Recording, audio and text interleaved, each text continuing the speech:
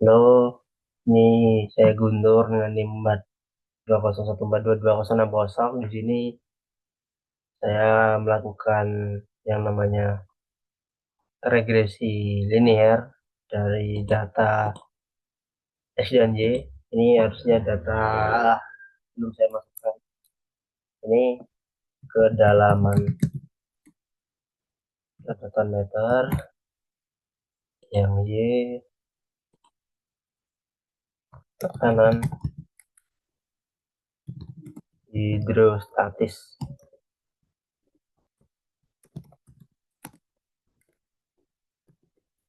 Tuannya Pascal, PA. Jadi ini sudah saya hitung manual ya. Dan ini ada X1 watt, X1 Y1, dan lain-lain udah bisa dilihat di layar. Terus yang jelas ini secara manual, yang bawah ini secara otomatis dari Excelnya. Jadi lihat, nah ini kalau secara manual mungkin perhitungan seperti biasa dari PPT yang saya lihat di Elena. Tapi kalau di Excel ini yang otomatis ini saya dapat dari YouTube, dan mungkin lebih memudahkan karena apa? Di situ bisa menyimpulkan apa ya? Menampilkan semua data, hasil analisis data gitu dari metode regresi linear. Dan kita bahas dari ininya dulu, bagaimana grafiknya. Ya, kita blok set, terus chart, chart XY scatter. Kita pakai ini saja nanti soalnya akan memakai garis trendline, yang mana nanti output dari Y sama dengan itu maka akan memunculkan garis. Oh ini ya betul. Nah, ini diedit saja jadi minimal 100.000. Jadi biar ada enak aja.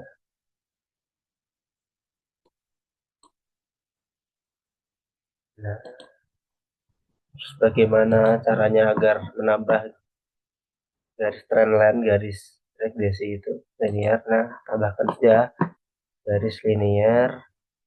Kita edit ada halaman.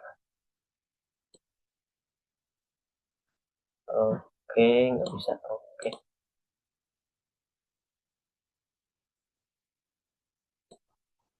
oke ke atas. Oke ya. Bentar. Oke, ini bisa trendline.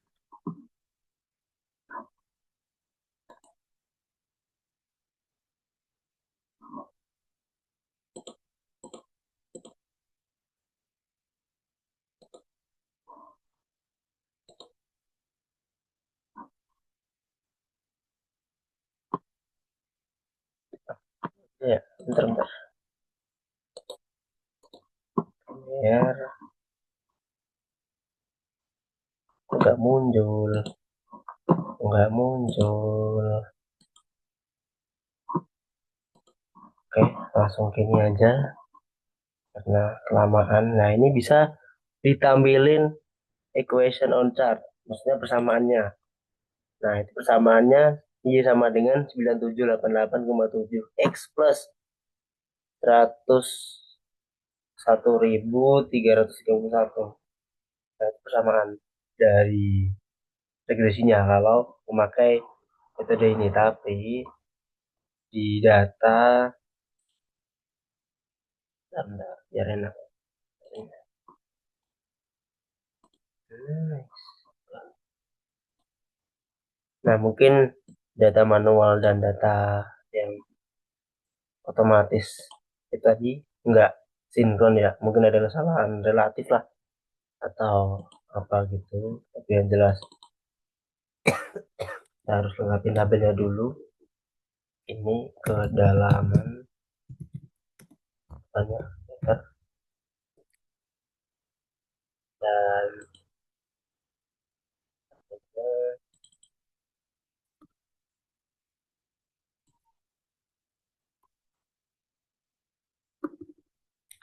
ini tekanan hidrostatis, namanya PA Pascal maksudnya. Nah, ini grafik yang bisa kita munculkan seperti ini.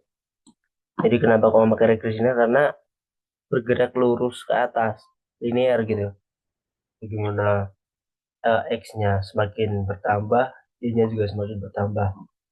Dan kenapa pakai regresinya ya seperti itulah. Terus juga ini kita cut saja, grafiknya sudah ada. Oke.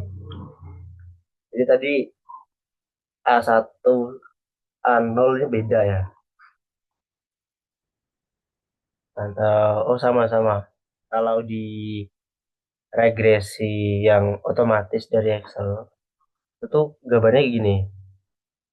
Sama persis seperti yang ada di grafik 9788 sama 100 1300. Jadi tadi kan 9788 X plus 101 330. Nah, dan bagaimana caranya memunculkan regresi ini itu seperti ini. Kita data, enggak, file dulu, option,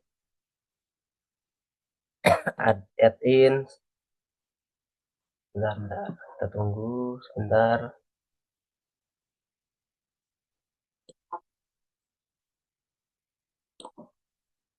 Nah, toolpack udah terupdate ya, jadi tinggal go toolpack. Nah, ini pasti udah ada data analyze di data, di menu data. Terus kita tinggal berada nge-lag regression. Nah, ini regresi. Input Y, masukkan nilai Y yaitu tekanan hidrostatis. Terus masukkan X yaitu kedalaman. Oke. Masukkan output rank. Nah, ini kita mau taruh mana? Taruh sini, sini, sini. Bawahnya lagi, oke. Ya, tinggal oke saja. Nah, nanti akan muncul hasil dari analisis data regresi. Nah, sama seperti yang atas tadi, karena ya sama aja, datanya sama gitu ya kan.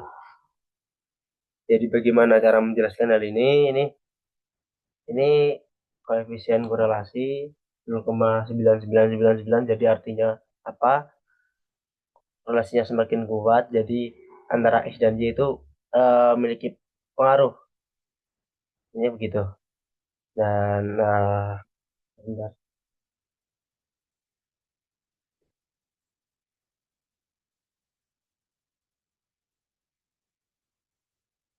Ini koefisien korelasinya mengukur hubungan linear ininya. Jadi interval biasanya itu intervalnya itu -1 sampai 1, dan ini 0,9999%, 0,9999 itu lah. Jadi sangat-sangat linear gitu. Kalau di bawahnya itu R kuadrat, itu artinya eh eh dapat data 0,999 juga, artinya itu 99,998% variasi dalam variabel Y dapat dijelaskan oleh variabel X dalam model ini. Semakin mendekati 1, maksudnya 100%, semakin baik model tersebut menjelaskan variasi data. Jadi dalam kasus ini, karena hidrostatis dan apa namanya, kedalaman, R square-nya sangat tinggi. Nah, ini R square. Dan bisa disimpulkan mengindikasikan kecocokan model yang sangat baik. Terus adjust R square ini R kuadrat yang disesuaikan. yaitu yang dimodifikasi dan mempertimbangkan jumlah variabel independen dalam model. Nilai yang sangat tinggi juga 0,99 sama kayak atas kurang lebih lah. Seperti itu. Ini kalau bawahnya standar error, nilainya sebesar 51,8. Ini rata-rata. Seberapa jauh data aktual dari garis regresi yang diprediksi. Semakin kecil nilainya, semakin dekat titik data ke garis regresi. Ya, kita bisa lihat dari grafik tadi ya. Bentar, kita munculkan grafiknya lagi. Nah, insert, tabel, start, scatter. Oke. Salah, salah. Cut, cut. Tidak, cut. Oke. Salah, salah. Insert, alt, tab, scatter. Nah, ini. Nah, tambahin trendline, linear, tambahkan equation. Nah,